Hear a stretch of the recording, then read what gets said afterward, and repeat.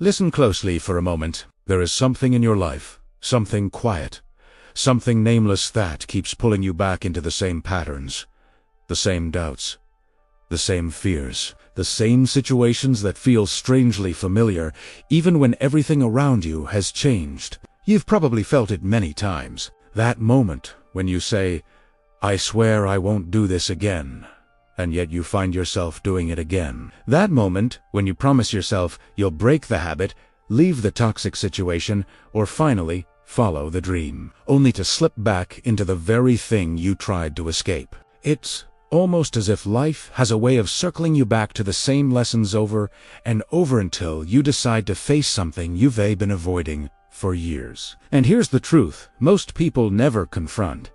You don't escape the cycle by changing your life. You escape the cycle by meeting the part of yourself that keeps recreating it.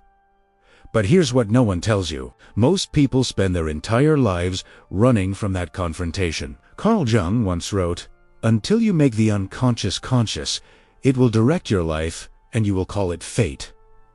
Think about that for a moment. He's not saying that life is random or cruel. He is saying the cycle continues because something inside you is repeating a script you never realized you were following. Now ask yourself, what script are you still following? Most people assume their patterns are external bad luck, bad timing, difficult people, but Viktor Frankl, who lived through one of the darkest chapters of human history, explained that our deepest freedom is the ability to choose our response, not to the world outside, but to the world within. And that means something uncomfortable. The cycles we live are not prisons built by the world. They're prisons built by the parts of ourselves we refuse to face. For years, people blame circumstances. They blame their childhood. They blame the past. And yes, those things shape you. They leave marks. They leave memories, but they don't decide your future unless you let them. Alan Watts once said that we often avoid truth because the truth is not what we expected it to be. We want change to be clean, quick, almost magical. We want transformation without confrontation, growth without discomfort, a new life without facing the parts of the old one that are still unfinished. But here's what no one tells you.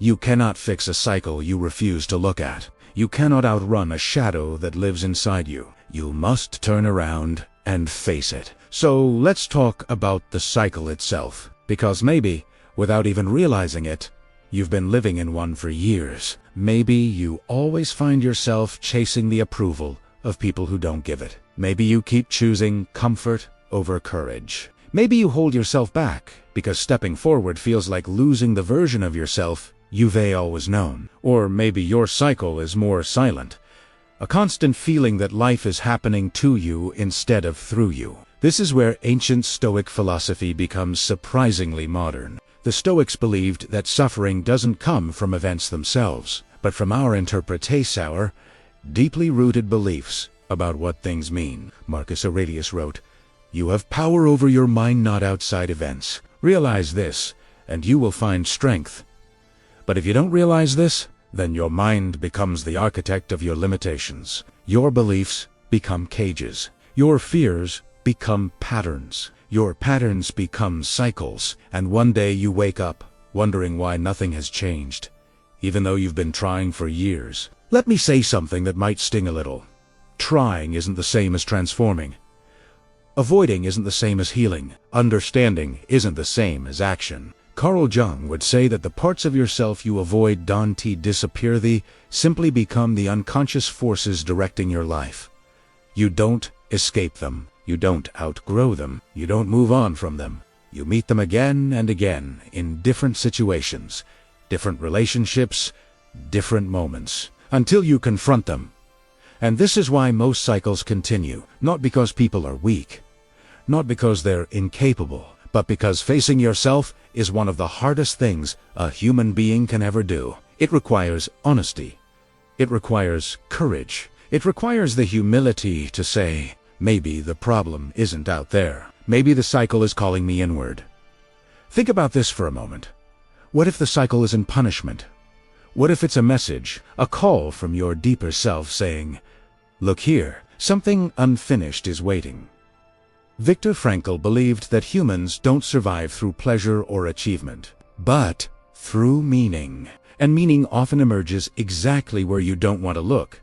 The things you avoid are not obstacles. They're gateways, thresholds, invitations to step into a more conscious version of yourself. But here's the hard truth. Growth begins the moment avoidance ends. Every time you suppress your real feelings, you strengthen the cycle. Every time you pretend you're fine, you deepen it. Every time you silence your intuition, you reinforce it. The cycle grows in the dark. But the moment you bring light to it through awareness, reflection, or truth, it begins to dissolve. Alan Watts had this beautiful idea that the ego is a pattern of thought we mistake for ourselves. Meaning, sometimes the cycle isn't you. It's the version of you you've been taught to be. The version you created to survive, to be accepted, to avoid pain. To avoid pain. But that version of you can't lead you to a new life. It can only repeat the old one. So, ask yourself honestly, what part of you are you still protecting? What fear are you still negotiating with? What story are you still clinging to because letting go feels like stepping into the unknown? Here's the part people rarely admit. Sometimes the cycle continues because the familiar feels safer than the free. Freedom is uncertain. Freedom is unpredictable. Freedom demands responsibility. But cycles are predictable. You know the script. You know the outcome. Even if it hurts, at least you understand it. But here's what you must understand. Staying in a painful cycle for the sake of familiarity is not self-protection. It's self-abandonment. Carl Jung believed that all transformation begins with awareness, with turning toward the parts of the self that feel fragmented, hidden, or rejected, not to judge them, but to understand them. Because once you understand the origin of the cycle, the fear, the belief, the memory, the story, you gain the power to rewrite it. Imagine this clearly. Every cycle you've lived was once a strategy, a way to cope, a way to feel safe, a way to survive. But you are no longer the person who needed that strategy. You've outgrown the pattern, but the pattern hasn't realized it yet. This is why Alan Watts said that awakening is not about becoming something new. It's about remembering who you were before the world taught you to forget. And that's the real confrontation. Not with your pain, but with your potential. Not with your limitations, but with the truth that those limitations were never truly yours. Think about this for a moment. What if the cycle isn't a loop? What if it's a spiral? What if every repetition is actually bringing you closer to the center?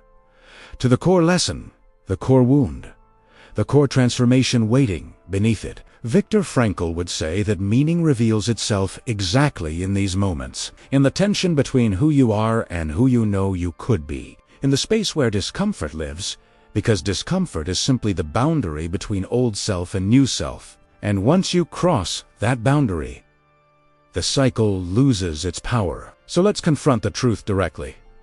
You will never escape the cycle you refuse to face, but the moment you truly face it, you won't need to escape.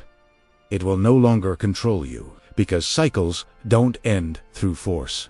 They end through awareness. They end through understanding. They end when you stop running and start listening. What is this cycle trying to teach you? What part of your past is asking for closure? What new version of yourself is waiting behind the fear of letting go? Listen, pay attention. The lesson is not outside. It's within. And here's the most hopeful truth of all. You are not trapped. You're being guided. Every repeated moment, every familiar struggle, every uncomfortable emotion, they are not signs of failure. They are signposts pointing toward your freedom. You were never meant to live in loops. You were meant to evolve through them.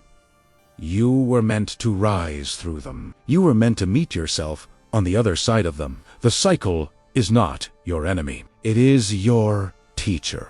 And once the lesson is learned, the cycle ends. If this message spoke to you, subscribe to Becoming You and keep growing with us. And if you watched until the end, comment the word clarity and share your thoughts below.